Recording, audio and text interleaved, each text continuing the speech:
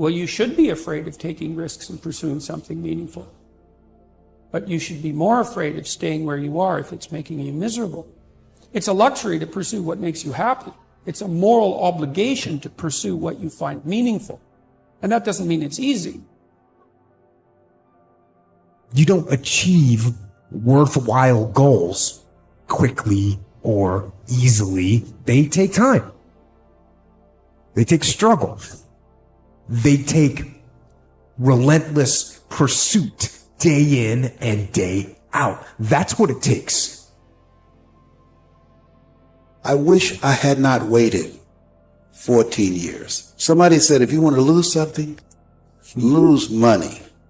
You can get that back. 8 out of 10 millionaires have been financially bankrupt. Walt Disney filed bankruptcy 7 times and had 2 nervous breakdowns. But don't lose time. You know, if you take people, and I've told you this, and you expose them voluntarily to things that they are avoiding and are afraid of, that they know they need to overcome in order to meet their goals, their self-defined goals. If you can teach people to stand up in the face of the things they're afraid of, they get stronger. Success and failure are generally slow processes, either slowly building things up or gradually tearing down. You've got to pay attention. You have to watch. You have to watch every single second. There were 14 years I sat on the sideline. 14 years I said, I don't have an investor in me like Tony Robbins. 14 years that said, I don't have an MBA or a PhD, and I can't compete with these guys. I have the complexion of rejection. 14 years, I silenced myself. Wow. And so I regret that, because there are some people that maybe if they'd heard my voice, they would not have turned to drugs. If they'd heard my voice, their lives would have taken a different direction. And I can't get those 14 years back. That haunts me, and I think that drives me when I speak with such energy. I'm trying to make up for that time, but I can't.